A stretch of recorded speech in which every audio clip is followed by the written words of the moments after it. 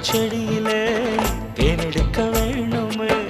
உன்னை எண்ணியே கையில் அள்ளினால் உப்புக்கல்லும் அமுதமாகுமையா.